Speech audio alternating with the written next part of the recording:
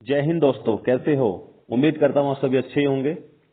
आज हम शुरू करेंगे आईटी एक्ट 2000 इंफॉर्मेशन टेक्नोलॉजी। देखो दोस्तों, अभी एग्जाम 12 दिसंबर को है, तो 12 दिसंबर को दिमाग में रखते हुए पढ़ाई करनी है। मतलब ये है कि हमें उतना ही पढ़ना है जितना जरूरत है। डिटेल्स पढ़ने का टाइम नहीं है, तो ओनली हम पढ़ेंगे फैक्ट्स, तथ्य।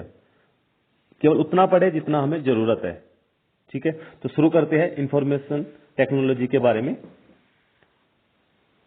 यूएन जनरल असेंबली ने कब आईटी एक्ट पास किया? तो इसको 30 जनवरी 1997 में ये पास हुआ। आईटी एक्ट किस तारीख को लोकसभा में पेश हुआ? 9 जनवरी 2000 को। 9 जून 2000 को राष्ट्रपति द्वारा मंजूरी मिली। उसके बाद 17 अक्टूबर 2000 से संपूर्ण देश में लागू हुआ। सिर्फ जम्मू कश्मीर को छोड़ के जब लागू हुआ था ये, उस टाइम पे स्टार्टिंग में जम्मू कश्मीर में लागू नहीं हुआ था, बट जब आर्टिकल 370 वहां से हटा दिया गया तो उसके बाद से 31 अक्टूबर 2019 से जम्मू कश्मीर में ये लागू हो गया। अगर क्वेश्चन आता है कि संपूर्ण देश में ये कब लागू हुआ, जम्मू कश्मीर को छोड़ के, तो 17 अक्टूबर, और ये दोबारा कब लागू हुआ, ये जब 31 अक्टूबर 2019 से। ओके, नेक्स्ट, संपूर्ण देश में लागू है 31 अक्टूबर 2019 के बाद। आईटी एक्ट संशोधन बिल 2000 कब लागू हुआ? आईटी एक्ट संशोधन बिल 2000 कब लागू हुआ? ये लागू हुआ 5 फरवरी 2009 से लागू हुआ। 22 दिसंबर 2008 को लोकसभा से पास हुआ। 23 दिसंबर 2008 को राज्यसभा से पास हुआ। इसका मतलब ये है कि ये जो आईटी एक्ट संशोधन के लिए जब भेजा गया था लोकसभा में, तो ये सबसे पहले 22 दिसंबर को हो गया था लोकसभा में पास, और फिर 23 दिसंबर को 2008 को राज्यसभा से पास हुआ, और उसके बाद ये लागू हो गया था 5 फरवरी 2019 से। नेक्स्ट, संशोधन बिल में धारा 66A को जोड़ा गया। किसी की सोशल मीडिया पर बुराई करना अपराध था। इसका जो मतलब था वो था कि जो सोशल मीडिया पे हम कमेंट्स करते थे, किसी की बुराई करते थे, उसके लिए एक्ट जोड़ा गया था। पर इसे सुप्रीम कोर्ट द्वारा सीरिया सहगल केस में अवैध बताकर रद्द किया गया है। ओके, तो पूछा जाए तो इसे कौन से केस में रद्द किया गया, तो इसका जवाब होगा सीरिया सहगल केस में इसको रद्द कर दिया गया 22 मार्च 2005 को। नेक्स्ट, आईटी एक्ट में 13 अध्याय, 4 अनुसूचियां और 94 धाराएं। एक क्वेश्चन इंपोर्टेंट है, यहां से पूछा जा सकता है, क्योंकि नॉर्मली क्वेश्चन पूछे जाएंगे आईटी एक्ट से कि आईटी एक्ट में कितने अध्याय हैं, या कितनी अनुसूचियां हैं, या फिर इसमें सेक्शन कितने हैं। तो इसके अंदर 13 अध्याय और 4 अनुसूचियां और 94 सेक्शंस हैं। ओके,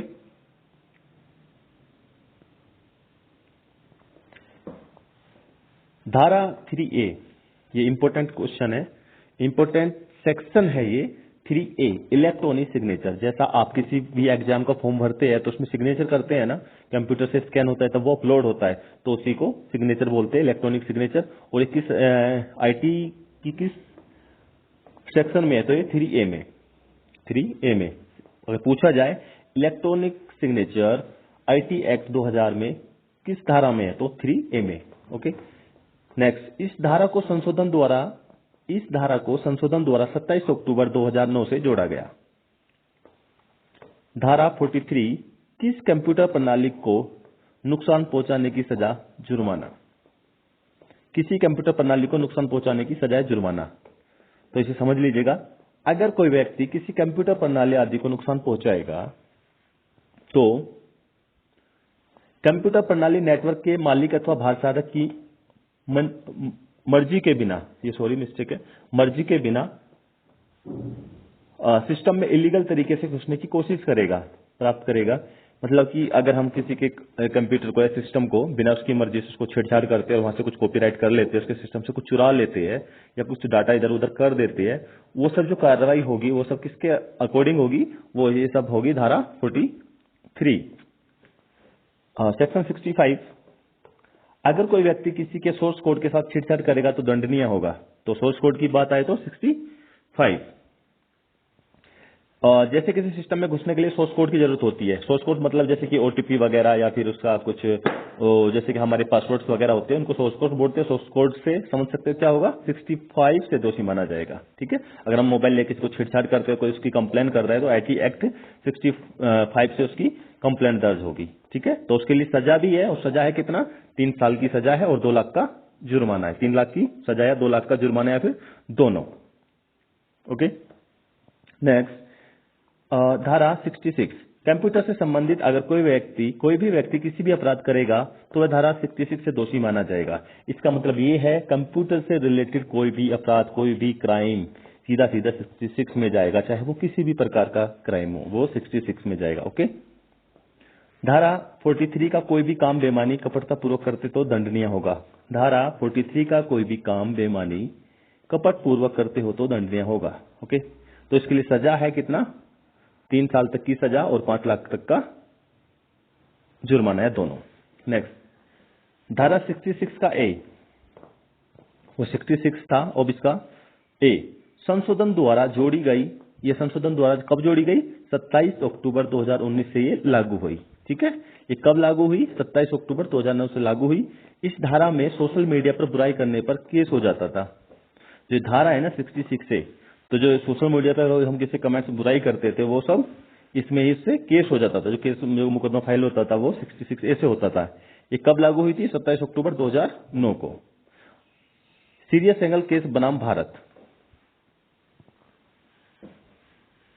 इस केस में सुप्रीम कोर्ट ने इस धारा को असंवैधानिक करार दिया है और 24 मार्च 2015 को एससी द्वारा रद्द कर दिया गया है। इसका मतलब ये है कि जो ये 66 ए है, इसको ये 27 अक्टूबर 2009 को लागू हुई थी, 27 अक्टूबर 2009 को लागू हुई थी, ये 27 अक्टूबर 2009 को लागू हुई और इसको 24 मार्च 2015 को बंद कर दिया गया। ठीक है, और वो केस क्या था, सीरिया सिंगल केस बनाम भारत सरकार। ठीक है, इसका मकसद क्या था, ये क्या होता था, इसमें इस सोशल मीडिया पर बुराई करने पर केस हो जाता था। अब आप लोग फ्री हो, अब आप किसी के भी फेसबुक पे, किसी भी कहीं पर भी कुछ भी उसके बारे में लिख सकते हो, लेकिन ध्यान रखें कुछ अच्छा ही लिखे। ठीक है ना।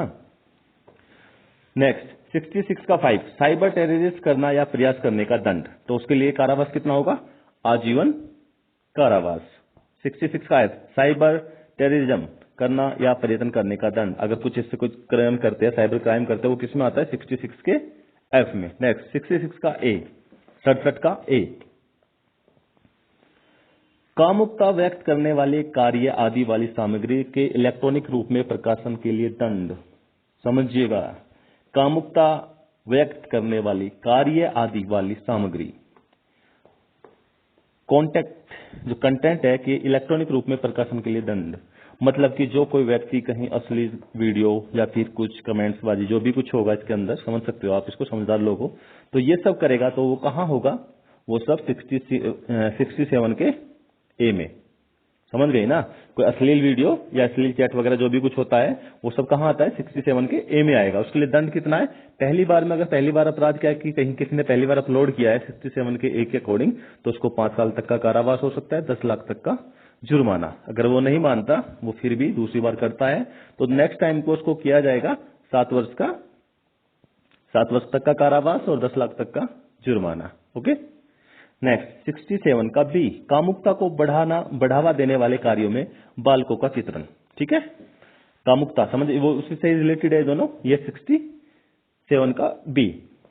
नेक्स्ट इसका दंड देख लीजिएगा 67 के बी का, अगर पहली बार अपराध किया है तो 5 साल तक का कारावास और 10 लाख रुपए जुर्माना, अगर दूसरी बार किया है तो 7 साल तक का कारावास और 10 लाख रुपए जुर्माना। तो ये इंपोर्टेंट धाराएं थी, ज्यादा धाराएं नहीं है इसमें, गिनी चुनी शायद 7-8 धाराएं ये, इनको अच्छे से याद कर लेना, बस इसी से पूछा जाएगा अगर पूछा गया तो।